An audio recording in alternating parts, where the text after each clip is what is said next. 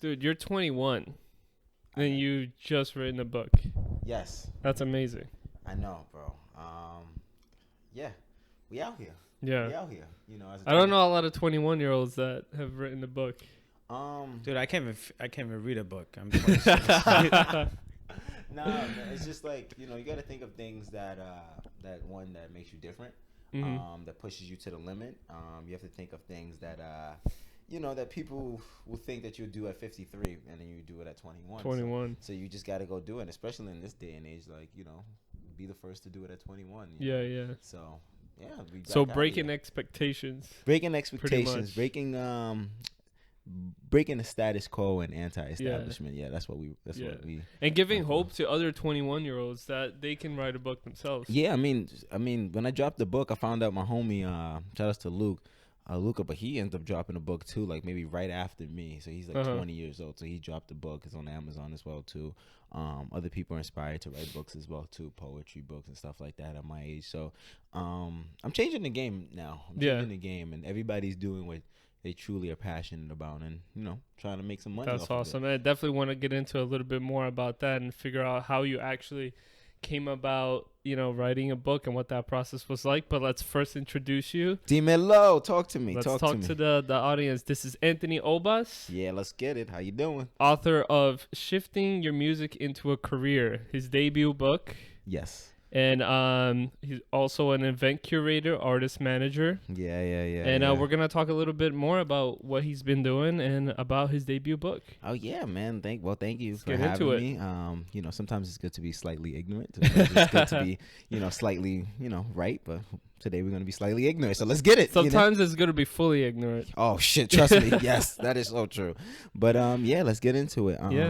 So yeah, I mean, started off doing radio. I used to do radio at WERW, WAER back at Syracuse. I was promoting artists on campus. I was doing Freestyle Friday, so I used to have independent artists come through and do freestyles. It's kind of like the 106 BT one, so I used to have them come in. Like students? Yeah, students and stuff like that. I used to have the studio packed, bro. Damn. Like, and we was packed. I had kids from OCC, and then kids were starting to see it, started popping, it started trending, and then people were like, yo, you should manage X, Y, and Z. You should manage me. I'm like, get the fuck out of here. Right. Like, the fuck I look like managing an artist. Yeah, 3 years later, we're talking about this now. Yeah. You started to get some gray hairs from that now? Yeah, and, you know, and long nights. You know, my bedtime is now at 4 a.m., but we live past that shit. Night owl now. Night owl, yeah. But, yeah, we did radio, and then that's 2016, 2017, we was doing blogging. So I was blogging a ton of independent artists, doing a lot of A&R, looking for the dope artists from not only just New York, but from LA, from, you know, Ohio. And I was just looking for dope artists that are dope. And I found some dope artists. So I used to write up blogs about them and really dive into deep with that. 2018, we started doing event curation. So, you know, January 13th of 2018, now I remember, was kind of my debut as a curator, and we did like something called Claim the Throne with 8 artists, and we just rocked out that night. Yeah. Packed that bad boy out. When you say we, who else is involved? It was me, former company I used to work with called Voices Music, and we, you know, and then we had a couple artists as well too. So we had Jahar, Madadan, Jafar, and we just packed that out. You know, Rosaline, like we just packed that out. With 30, 40 people on the first event. Then we did something called the Meetup, which was like I do every year. So again, I invited too. Dope. We do burgers and networking event. I have a panel, and we have a couple performances as well too out there. And it's just night of fun. Here in New York? Here in New York, yeah. We're doing it. We're gonna switch it up this year. I can't really, you know, announce that yet, but this year's gonna be hella fun. Keep it on the low for Keep it on the low. Craziness, but just expect it to be in July though. And this is an event you open up to the public. It's open to the public, bro. Everybody's invited. Different people from different. You know, it's supposed to be an event to connect entrepreneurs with entrepreneurs, creators with creatives, right? And then I do this upstate Syracuse versus Utica event.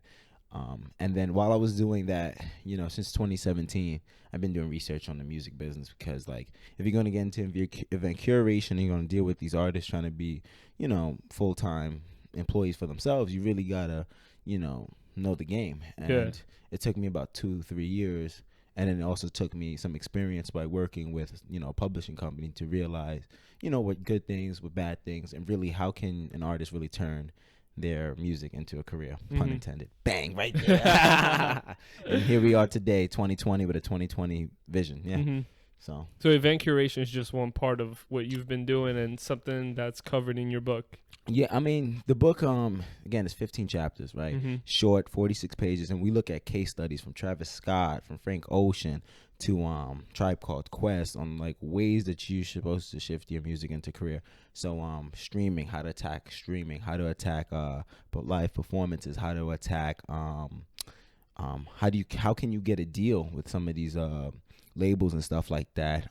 Just branding in general. How do we brand ourselves properly? So it's 46 pages, but one volume, but it opens doors and it opens the minds of a lot of individuals. So that's why I like about the first volume. Yeah. So it's a pretty short book. Yeah, pretty short. But you can read it in legit 45 minutes. Wow. Yeah. Not me. No, yeah. I mean, some people. It'll probably take me a couple of hours. It'll take people.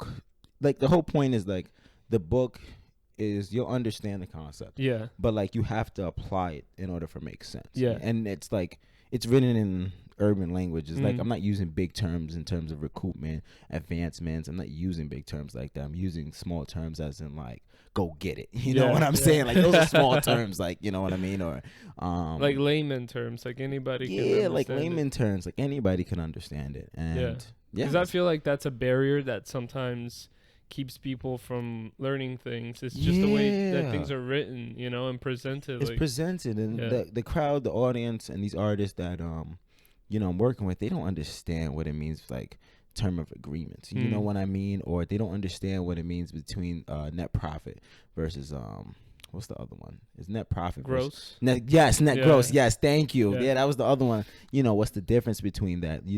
They don't understand. They don't know how to read contracts, right? Like, looking for, like, the certain different, like, headings and stuff like that. They're not getting lawyers and stuff like that. So I want to kind of bring that to light and kind of like, put in more layman terms, more cool terms, you know what I mean? Laid back and stuff like that. How important do you think it is for, like, an artist to own that piece? Bro, like, look at this. UMG back in 2008, right? There was a big fire that happened. That you can research this up. And what happened was there was a lot of artists like Eminem, 50 Cent lost a lot of their masters in that fire, and now they're lawsuiting. And artists talk about this all the time about owning your masters. Like, those people can't get their masters back because it's burned. You know what I mean? That's crazy. And UMG has possession of that. If you can't own your masters, you ain't making no money, bro. Like, you know what I'm saying? Like, and like, you look at people like Queen, right? Queen just came out with what's that movie called? Bohemian Rhapsody, right? Yeah. And you see people doing biopics, and people are still making Queen is still making money. You know what I mean? And after, like, Freddie Mercury. Think about that, bro, because there's so much money because you own that masters, you own those royalties. So owning your masters mean a lot. You know? So, and, like, a more recent case, Taylor Swift, same thing. Oh my God, with Scooter Braun. Yeah. Like, come on, it's a big conversation. Those are big conversations to be made, and I think it's time that we're seeing, like, a lot of artists becoming independent. We've seen the Nipsey Hussles, we've seen the Ryan Leslies, we've seen the Currencies. Like, these people are genuinely independent, and they're having a good time doing it. So welcome to. But they're vulnerable in that sense. Exactly. But they also own their own masters, and they're not the ones that's complaining constantly about, oh, my label owns a master. Like, get the fuck out of here. You know what I'm saying? Like, own your shit. You know what I'm saying? Like, let's say if you wanted to go down a traditional path, what kind of deal would you want to be looking for? Oh, 100%. If I'm an artist, I'm looking for the distribution deal. Like, give me the cash. I'll do the distribute. You distribute it, case closed. That's it. I mean, Nipsey did that with Victory Lap. Distribution deal. And he just, like, so that he kept his publishing, kept his recording masters. And then that's what it was. Distribution deal. If a label, people don't even realize, but labels used to do demo deals. You know what I mean? Just getting, just doing a demo of the thing for $10,000 for, like, a label, boom, that's money right there. You know what I'm saying? So that's a lot of money. That's a lot of money for an artist, like, just coming up. Exactly. And demos, you don't give them the masters or anything like that. Distribution deal is just you distribute it. You might take some royalties off of that, but the other royalties I keep. I own my merch. I own 100% of my merch. I own 100% of my live performances. You know what I mean? Any sponsorships, I own 100% of that. Yeah. So. Yeah. So you're paying them almost like a royalty instead of giving them a percentage. Exactly, a percentage of the bigger revenue generators, Right. which is like touring, which is the biggest one. You know what I mean? So. Yeah. So when do you think that shift happened? Oh, with the 360 deals and all that stuff? Well, shifting more into where artists are making a bulk of their money off touring. I mean, look at it. Look at I always use 21 Pilots, but look at 21 Pilot. You know what I mean? They make a bulk of their money off of touring. You know, and the thing is, think about this. Like, for every person that pays a ticket, right? That's 50. Like, let's say them doing a show, right? It's like between $25 to $50, and you pack out a venue like that's $500. That's 500 people. That's a lot of money. That's a lot of money. You know what I'm saying? And you're covering your expenses and you're able to make, and you're selling merch at the same time too, as well too. So that holds up a bulk more of the percentage than it does for like royalties and streaming as well too. And it's always been like that, you know what I mean? But streaming has changed the game, especially in the year 2015, 2016. Like streaming changed the game like crazy. Yeah, because I think like with streaming, you're not making as much money. Oh, bro! If I told you that people believe that YouTube makes them the most money, you would think I'm joking. But if I told you right now that Xbox Live Music pays over a penny per streams, you wouldn't believe me. On Napster, like those streaming platform pays a lot. Yeah. But YouTube doesn't pay anything. Not anymore. Not anymore. Yeah. You know what I'm saying? So I don't know. Why do you think that is? I don't know specifically why it's like that. I mean, I have my own theories. I think it's just like dilution in the market. I've always talked about like there's not enough revenue being generated as well too. So they have to figure, because I think YouTube makes most of their money on advertisement, on those ads. So I don't know why they can't pay the artists even more. But artists shouldn't be looking towards YouTube to generate money. Yeah. You know what I'm saying? Like they should be really looking into the titles, the Apple Musics, the Napsters, right? Having people actually buy the album. Yeah. Like that's way more worth than so streaming. Rare nowadays. It's rare, but you gotta. Artists don't really, and that's one thing I said in shifting your music into a career. Like even though you never know who may buy your music, right? I was working with an artist last year, and he sold 8 pre-orders of his first album. Like that's 8, and you're just starting, bro. That's $80, bro. Yeah. Come on, man. That's real money. That's real money, bro. Bro, you're not gonna see that with streaming, bro. Yeah. It's gonna take you a while to see $80 with streaming, But you made $80 in cold cash right there, bro. Quick. Yeah. I don't know. It's not an avenue, I guess, that people are exploring anymore. I don't know why. Are they afraid because people don't buy albums? But my thing is, like, here's the thing: don't make the option not available. You never know who might genuinely want to buy that album, who's genuinely trying to support you. So make the offer. You know what? Make the offer. Make them have that thing. Maybe you want, but bundle it. Maybe send them a thank you letter. People appreciate that value. Yeah. And it adds value to your brand as well too. Yeah. So. I think maybe it's because like you don't want to seem outdated. Like you don't want to be that guy. I guess the image thing, which is kind of stupid. Right. If you're getting your money, you're getting your money. Right. But like maybe it's because they don't want to be that guy like selling CDs out of a trunk. Like you don't even have to sell CDs.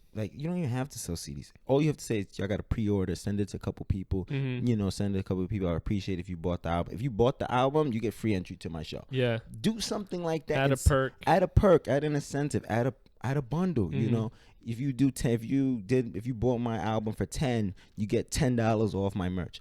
Like really think like a business person. That's what a lot of these artists with or without managers are not doing. They're not thinking outside the box. And put them on that pipeline, because I think that's a great idea. $10 off the merch, like that encourages somebody to go and spend more money on you. Exactly. And now you, instead of getting $10 off that person, you're getting, 20, 30.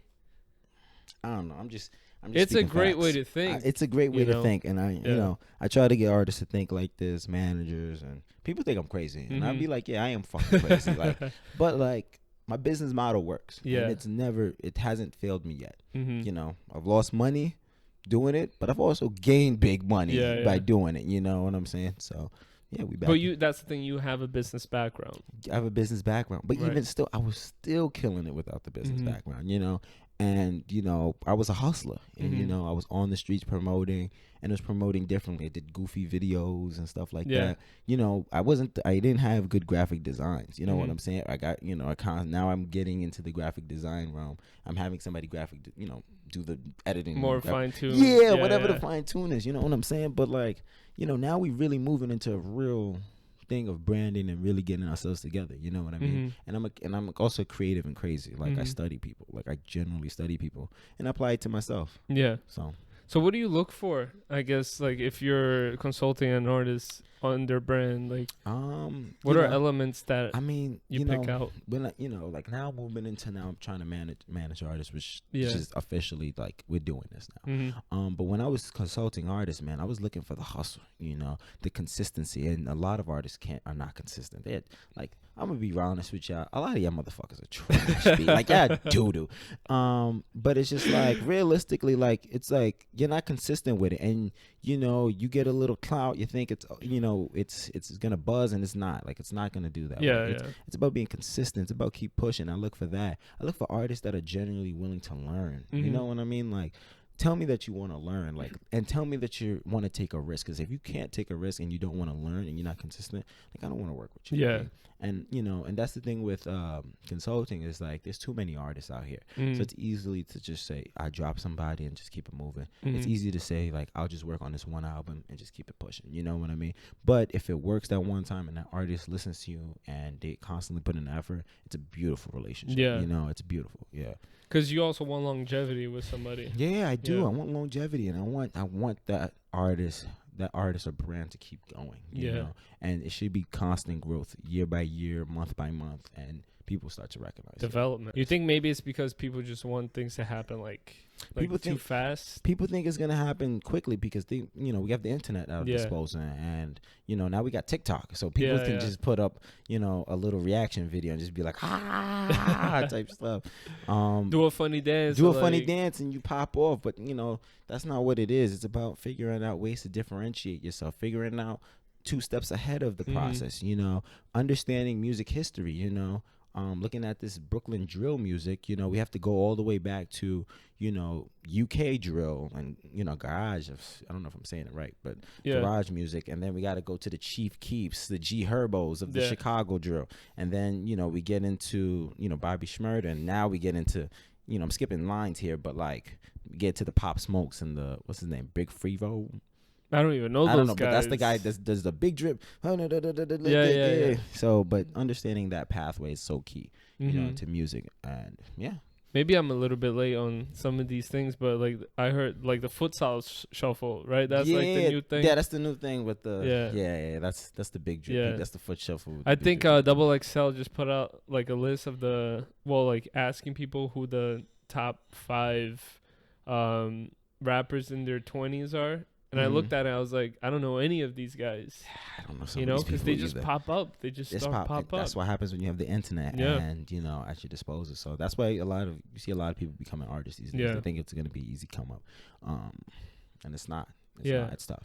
Well, for some it is, right? It Yeah. happens very quick. Like take for example like Tekashi 6ix9ine, Yeah. right? It was like no, I don't want to say overnight because that's not true, Mhm. but like a year. It took him a year, Yeah. and you know, it took a year. It took money, you know, and it took finding the right people that are gonna constantly promote you. That Mhm. you know, the money behind you. I mean, a lot of these artists don't have the money behind them to constantly make it. But you know, if you have the money and you have the team behind you, you know, there's nothing that you can't do. You know, Yeah. there's nothing that you can't make steps forward. So, I mean, I don't know how Tekashi's situation looking like now, but like, It's you looking know, rough. it's looking very rough. Yeah. So that's my take on that. Yeah, around the clock security. That's what it's looking Around like. the clock security. So. Yeah, My man, Tekashi. You know, yeah. We'll see what happens we'll with see what him. happens. So, what artists are you managing now? That's tough. I mean, like, you know, Nick Moody's my guy. Yeah, Nick Moody's hands down my guy. I mean, the guy constantly works. The guy constantly, you know, puts, you know, he's, you know, I always say this. He's like the most creative person I've met, and he matches my energy. You know Mhm. what I mean? He's insane with his creativity. You Yeah. know, and he's insane on stage. and it's truly. And we saw that. It's truly inspiring. Yeah, we went to a show at the Delancey. But here, you know, it's funny. Like people don't know this, but I set up that whole tour. I set up that show on the 23rd. Like nobody knew about that. I was just the guy that was just running around and just chilling, and shaking hands, shaking hands, and then trying to get. I was trying to get more of the dab pen, but you know, I had to stay focused and then get the dab pen. So I got the dab pen after. But like, man, he's insane, and then you know, it's such a pleasure to see that he's working. I mean, you know, it's things can go right 1 minute and then things can go completely wrong the next minute, but you just got to be consistent, keeping faith. So he's one guy that I'm definitely like pushing him like heavily. You know, there's a lot of artists that I'm pushing like heavily, but you know, he's kind of the first guy we generally sit down and say, I want to manage this guy. He's my guy. That's the impression I got with Nick. He's like, he takes it very seriously. He takes it very serious. Been developing himself and his music, and you know, he's been doing this since like 2016, you know, and to see that since that he packed out the Delancey, you know, just seeing that, you know, it's inspiring. I only knew him since 2017, but he's one of those artists I didn't take seriously in 2017. I mean, I wrote blogs on him, I stayed up to date with him, but then, you know, I really seen a switch in terms of his music, and he was pushing his effort. And then, you know, there's a lot of songs that, you know, there's not a lot of emerging artist music that really touches like my heart sometimes, but like his music really, really touches my heart, you know, and it matches what I go for. You know, the Mark Zuckerbergs I don't mess with, the Jeff Bozo, whatever his name is. I don't have Amazon, F him, Bozo. I go against him, and you know, just living life. And you know, if you have a dream, like honestly, just let it, you know, kill you. So he's one of those artists that him and Leandro McNair, Jahar. There's a lot of artists I can, you know, I'm not managing, but like I'm just working with that you're seeing like come up. That's on the come up, bro. And you know, whether I am managing them, consulting them, whatever, but they on the come up. But the big guy I'm pushing, like 2020, is like Nick Moody. Like that's. I feel like there's a scene now in Long Island where a lot of these rappers are coming out. Yeah, right? I mean, I'm not from Long Island, so I mean, he's introduced me to Long Island scene. Him and Bency, they've introduced me to that Long Island scene. You know, and it seems as though there's a lot of new artists coming out from Long Island. I mean, you have the one Tay Carter guy, the Marco guy that I met. The guy that was on that was that Netflix show. Yeah, the Netfllix show. Yeah, he's from Long Island. Marco was on Long Island. So I mean, you know, Nick Moody kind of introduced me to the Long Island scene. I mean, I'm not like I almost go to Long Island almost every other week. But you know, Long Island's there's some Long Island people coming up. Brooklyn got some come ups. You know, it's crazy when you think of hip hop in New York, you don't think about Long Island. You don't think about, and that's not that first place that pops up in your mind. But here's the thing: you have to take advantage of that as an A&R, as a person of like business. You have to take advantage of the areas that are niche. Like, remember Wu-Tang? People don't realize Wu-Tang came out of Staten Island. You know what I'm saying? So whoever discovered Wu-Tang from Staten Island benefited off of that. You know. Staten Island, when they were getting dissed back then. They was getting dissed back then, but they got somebody out there. Who's next? I don't know. But like even Westchester, I mean, like we have my man Classic Poet that's out there, Nico Brim. They out there. That's a niche market, you know. So you know, I'm always looking for the niche markets as well too. Poughkeepsie, Poughkeepsie, you know, just looking even upstate. I mean, there's some dope artists from upstate as well too, from Syracuse and Utica that I've discovered. And shout outs to DJ Tiff Dollars, who's, you know, kind of introduced me to that scene out there as well too. But yeah, I mean, like there's a lot and you gotta take advantage of that niche, and you gotta be able to be generally real and generally, you know, open to your ear for that stuff. How important do you think it is for like the artists to like come up through their community, like to get their community engaged first, and then like, if I tell this to every artist, bro, this is gonna be in volume 2. It's just sneak peek. But there's something called the home crowd advantage, bro, and it's talking about, if your home is not pushing you, then you should not be you cannot move up. You cannot move, bro. The support system comes from home, bro. Like it comes from you wherever you live in. So let's say for me, I lived in New York for 21 years, right? That support. If I'm able to now get out of New York, do a show in Boston, which I did 2 months ago in November, you know, and then come back to New York, but still have that same support system. I can still bring out even more people because of that at my show or whatever show that I do now because of that. So if you don't have that home crowd advantage or that home court advantage, you can't really move. But it also gives you leverage as an artist to say, hey, if there's any touring artist, again, volume 2, if there's any touring artist that's coming my way, I'll open for you. But it's like, okay, if this artist is from LA and I want to do a show in LA, I make the connections. I'll go to LA and he'll put me on his bill and I'll open up for him. Yeah. Taking advantage I of like that exchange. It's that exchange. Like, Yeah. I got the home crowd. I brought you 30, 40 people to your to come see you perform. Now you got to reciprocate the same energy. Even if you don't bring the 30, 40 people when I'm in LA, let's make some beats. Let's make some things, because at the end of the day, it's, artist and artist should have a relationship. Yeah. You know what I'm saying? It's a business to business situation, Do you see a lot of that collaboration? No, because artists don't think like that, Yeah. man. Like you don't even have to be a business major to realize that. You know what I'm saying? Yeah. Like, you leverage yourself on that stuff. So you say, okay, how can I leverage myself here? Well, first of all, let's backtrack that. Some artists can't even bring 30 people. Let's backtrack that, because they don't have a brand and they don't have value in their stuff. But once you establish that, you bring the 30, then you need to think like, oh, if this guy's touring, I need to see who's the promoter, who's the venue, what's the venue he's doing. All right, maybe I can get on this bill, and I can get on this bill. Boom, that works. It can be an emerging artist. So it can be an emerging artist who's just coming up with maybe like 50K on IG, quote unquote 50K, quote unquote on the 50K. Those numbers don't mean anything. Those numbers anymore, don't mean man. anything. Like, so you're not tricking anyone. We know this now. We want to see engagement. We want to see engagement. So with the 50K, let's say for example, it's real. They come in, they do the show, and you open up for them. That same you should reciprocate the same energy. When you're out in LA, they got Absolutely. a show. Boom, I got it for you.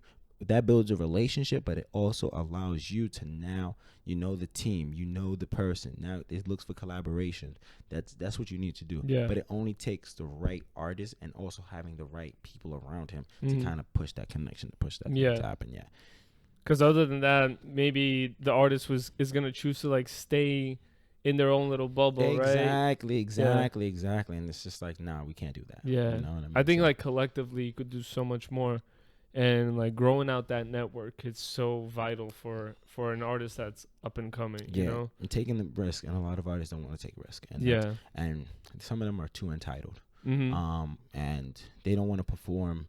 I'm not performing unless there's 10. Unless let's make it unless there's 30. Unless there's people there. Damn that. If there's 0 people there, you perform, bro. Practice your craft. If there's 5 people there, I've been to shows where there was only 5 people there, but I built great connections with that artist, and those artists have progressed, and we've done great things because of that. So it's about the performance effect, right? Volume, again, backtracking to volume 1. It's about leaving that impression on that stage for people to mess with you, so that that one person can literally tell another person, this person is dope. This person is dope. You know what I mean? Start a domino effect. Effect. I remember seeing, Nick Moody one time. It was like my first show, and he had like 10 people, but I was just like, wow, like I'm amazed, but 2 years later to see him packing out show. I mean, look at Jahar. We went to a show with only 10 people there, and like he did his own show, sold that show out. You know what I mean? So we're really making this, shifting your music into a career, a legit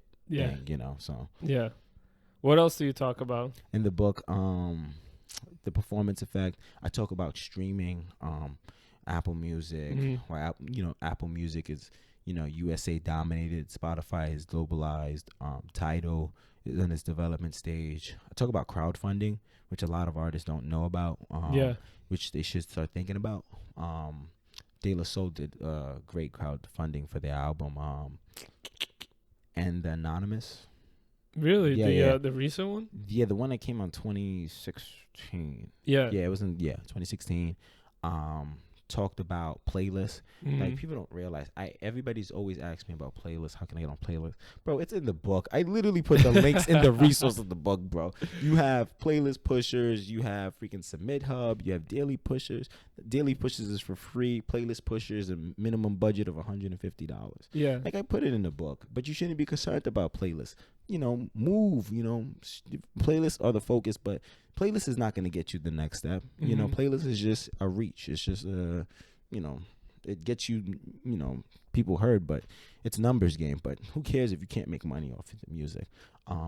Trying to get a deal with some of these people, like being a niche artist, right? A lot of these artists are not niche artists, right? Trying to think. Performance rubric, right?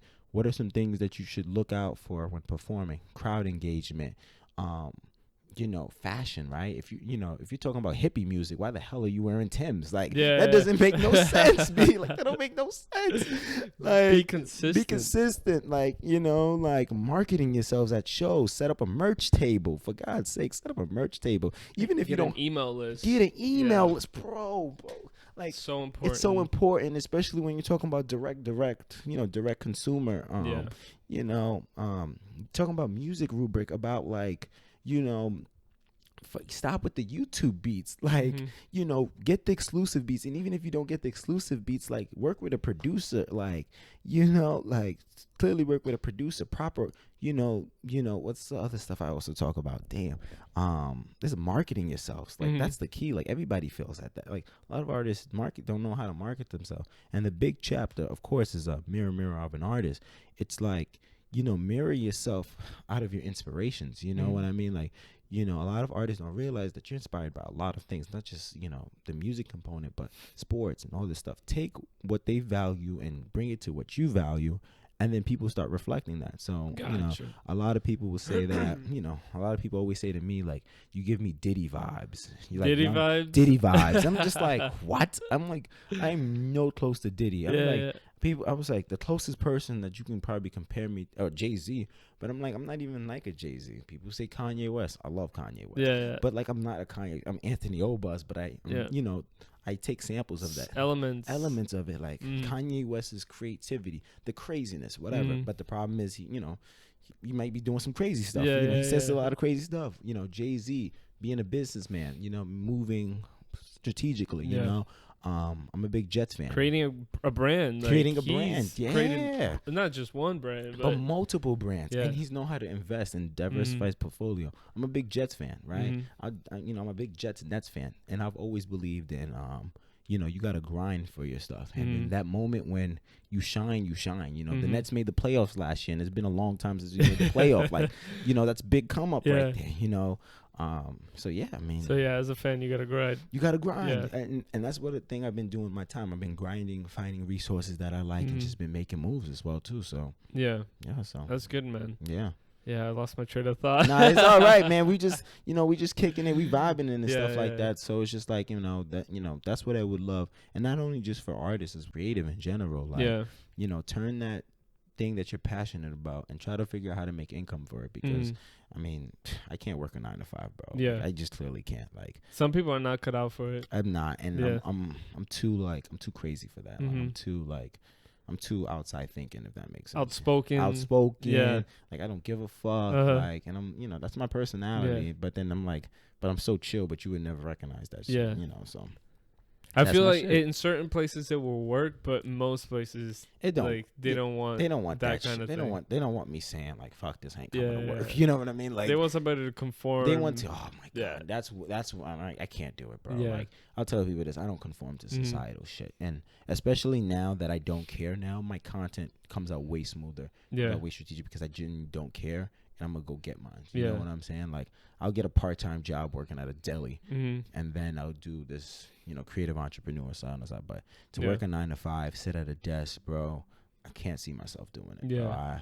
Bro. And that's also something you got to plan out for the future. For the future as well, that's too. Something and you do, like, if you see yourself being in that lane. And it's, right? And sometimes it's a means to an end. So you sit there from a 9 to 5, but how long does it take for you to make the adjustment? Some people make that adjustment, rather longer than quicker, and for me, I just, now that I'm graduating in the next 5 months out of Syracuse University, I really sit down and have to think about that and really figure out a way to pivot, you know? So we'll figure tough decisions, but we'll make that work. But you're young. But I'm young. And You've got your whole life. I've got my whole life. And you got time and I figured out ways to kind of offset the cost. Yeah. That's what's important. Like, you've written a book, like, you're obviously, you've researched the market. You're starting to get to know the industry. Yeah, I mean, and starting to make your presence at such an early age. At early age, yeah. I mean, and then who knows what happens in the next 5-10 years? Yeah, when we don't know what may happen in 2020. I might do some crazy stuff and pops off. You know what I mean? So we don't know, and we'll just keep praying. I think also the key is kind of like, even when it comes down to like being an artist, is to realize some of it takes time. Like, be patient. Yeah, like, just because it didn't happen one year, it doesn't mean to quit. right? No, and that's what I'm saying. It's that consistency, right? Mhm. It's that consistency to make work. It's that consistency to build a budget, and to push stuff. You know what I'm saying? Like, you have to have the money to push it, the inspiration to push. Yeah. And sometimes we get down and we get out. Like, trust me, bro. I was going through it like 2 days ago when I was in my room, yelling at my clipboard, and my clipboard didn't yell back at me. Like, you know what I'm saying? Like, I'm trying to get the answers, clipboard, but you're not answering. Fuck. The clipboard the clipboard didn't respond well. But it's like we get frustrated, but then we have moments where we peak, right? Because we're consistent, we're making people proud, just by listening to people say, young goat, or, mogul in the making, or stuff like that. That keeps me going every day. The people keeps me going. And especially when I see other people do dope content, oh my God, it makes me freaking crazy. And I'm just like, I got to do it too. You're like, I want to do that too. I want to do it too, but then it's also like, I want to do it low key better. You Yeah, know what I'm saying? always. So low key better, but like, I'm going to top that. I'm going to top that. But that was good, but I'm gonna do it better. I'm gonna do it better, but it's giving me inspiration to do better, and just genuinely telling people, like, I'm inspired by you, and I'm inspired by you. Even in being on this podcast, I'm inspired. I think that's so like important. Yeah, bro. Yeah. It's like it's like you start getting these crazy ideas, and you start getting creative, and once you get creative, now it's just about the execution and doing it. And a lot of people don't want to do it, so but we're gonna do it though. Yeah, I think once you start doing it, and you see the finished product, or you see like the process, like more ideas start coming out. More ideas start coming, more things that you want to do, more people start coming in, more creatives. And I'm telling you, like, I've been doing this for 3 years now, and I've been doing event curation for 2, consulting for 1, and I've been in this music industry thing for 3 years now, and I'm not to say I'm at my peak point, because I'm still growing, but like, I flipped the switch. I flipped the switch on a lot of things, and I flipped the switch on just making it a realistic thing. You know, that comes with experiences, that comes with, good things and bad things. Like, I went through it a lot in 2018, 2019. But now we here. It's a new decade, baby, and like, you're on the podcast. Yeah, man, I'm feeling slightly ignorant, but it's all right though. I'm feeling a little slightly ignorant, but we all right though. You know what time it is though. Hell yeah. You know what time it is. I think it's just part of the development. It is, and it takes time, and it takes patience, but it also takes listening. Yeah, and that's one thing I didn't do. Coming up as well too, I didn't listen, but now I listen a lot, and it made me flip the switch. It's made me want to do dope shit. You know what I mean? And now that my ears are open, like, I don't know what I'm capable of, but if shit means that we're gonna have to wee out the week, like a little SpongeBob. What is this? SpongeBob say, don't know how to wee about. Yo, bro, SpongeBob is right. Like, we gotta wee out the week, and this is a new decade, and we're coming out strong. We're coming out strong. I feel like you gotta have some big plans, right? Yeah, we got some big plans coming up. Some artists got some projects coming up. We got something coming up in March. We're not dropping another volume this year, so if everybody thinks that's what's gonna happen, that is you're gonna have to wait another year or two. Wait a little bit. Yeah, because we're gonna keep pushing the book. More event curations coming up. More collabs that people not expecting is gonna come up. Like, so it's gonna be a big year, but it's also gonna be a year of stepping on toes, and that's what I'm comfortable with doing now. I think you gotta, like, if you're gonna come in, you might as well like come in with with the door swinging. With the door swinging, and I don't be in New York City like that, so I have my ears to the streets, but it's very problematic. It's gonna be very problematic now when I'm actually in New York City. And I want to see who's hot and who's not really hot. So I think it's like this industry. I mean, I think any creative industry. Well, I think. Really, any industry you want to do well in, you gotta come in with like the I don't give a fuck attitude. There's a book called I Don't Give a Fuck. Like, it's and it's just like, I do give a fuck about people. I genuinely do, but I don't give a fuck about brands. And now that the formula, now specifically what I've seen in 2019, now that the formula for people to easily do shows, now I'm gonna show people how do we curate an event. I'm gonna show people how we generally work with artists. You know what I mean? These fake A&R people, these fake, these fake A&R people, these fake promoters. Like, we're going to show people how we throw an experience for the people, and how we really turn, again, what we're passionate about into something of a career. Yeah, I think that's important. Like, care about the people you're working with and like the people you want to work with. Mm-hmm. But I guess also like don't give a shit about the end result. Yeah. Like, because I think that can hold you back, right? If you're thinking about like the what you're gonna get out of it, or like if you anticipate too much, like if I do this, this show, that's gonna level me up. Yeah, and it's just like honestly, you can't bro, think that you way. can't think like that. You just gotta go one step at a time and keep it going. So that's what we hear, bro. That's what we hear. You know what time it is. It's Obas on Obas rant time. You know time to get the money, man. It's time to get the bag, 2020. bro. Not saying it's not to be cheesy like everybody else to say 2020 vision. Yeah. But I can't see because it feels like your year. It's last year was my year. Yeah. And this year is just putting out, keep going, keep pushing. So it's gonna roll over. Yeah. But, and that's another thing. Like, there's equity in everything that you do. Yeah. So like, if you're creating content, if you're making music, that's not going away, and that's gonna get like your song that you created this year might catch on like the year after. Bro, keep pushing. Right. If you just keep pushing, like you're creating equity. Yeah, in the space. He creating brand awareness, bro. Yeah. I mean, LMA created what's that song? Is it Boot Up? No, what's the one that was it? Boot Up, the first song that she made. I don't remember. I don't know. I don't remember the first song she made, but I mean, she wrote a song in 2016, and it blew up in 2018. Like two years it took it to blow up. You know what I mean? Keep pushing the content. Here's a trick I tell people all the time.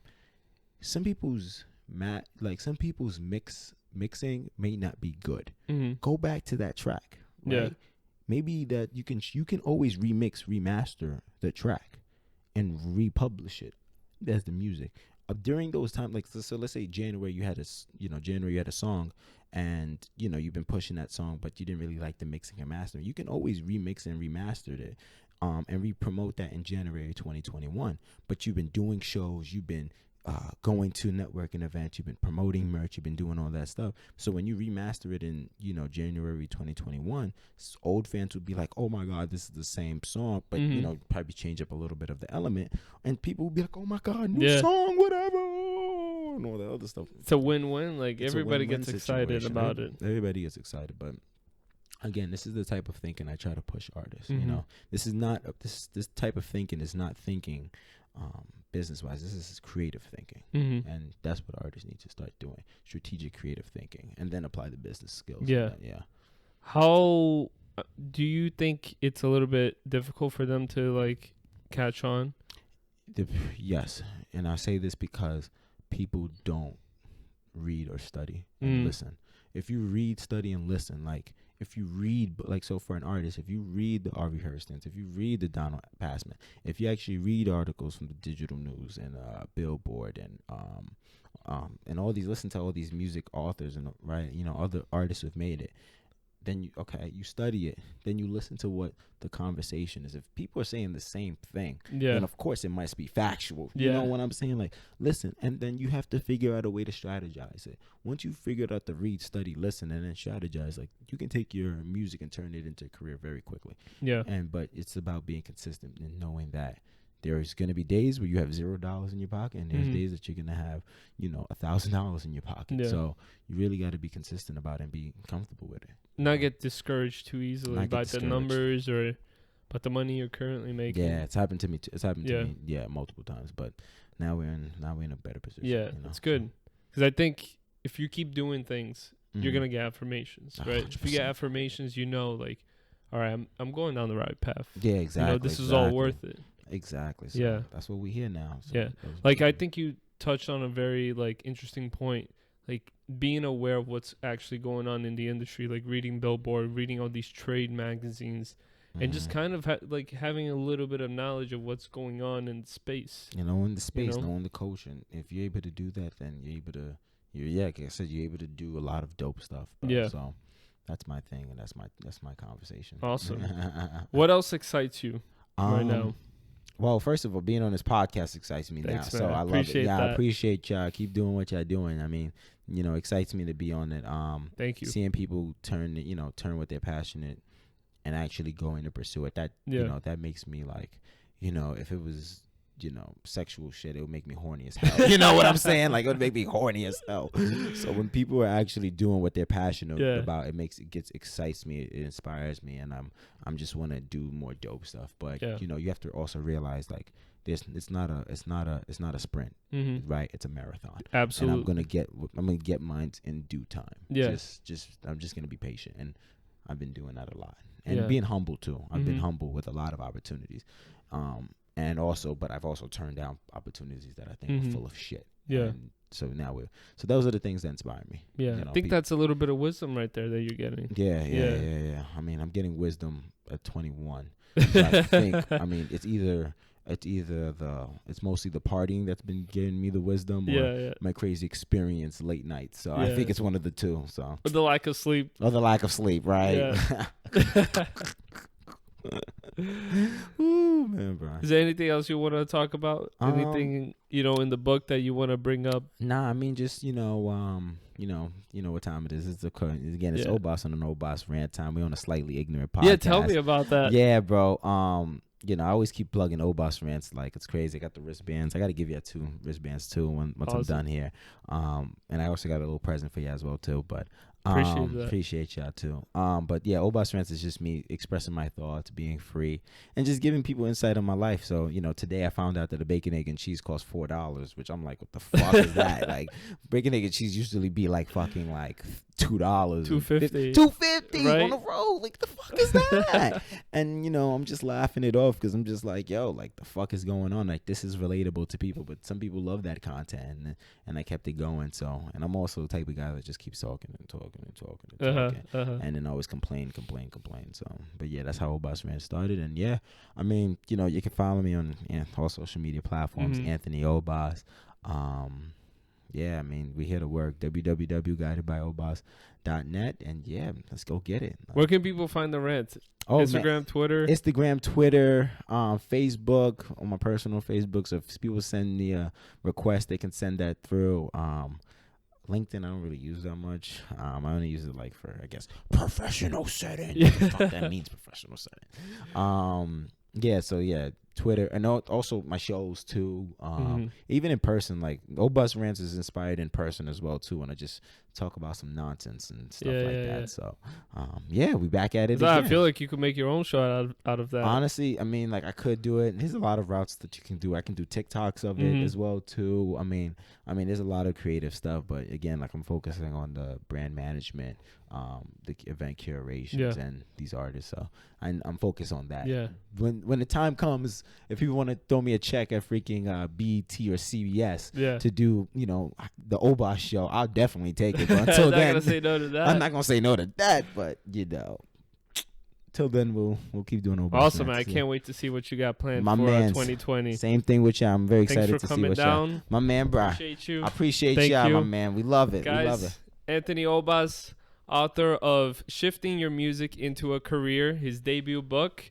Event curator, artist manager for Nick Moody. Nick's been on our show, so great guy. If you guys haven't seen that episode, go check it out. Yeah. Check out Anthony, Instagram, Twitter, Obas Rants, all that good stuff. Don't miss out. Peace. All right, guys. Peace.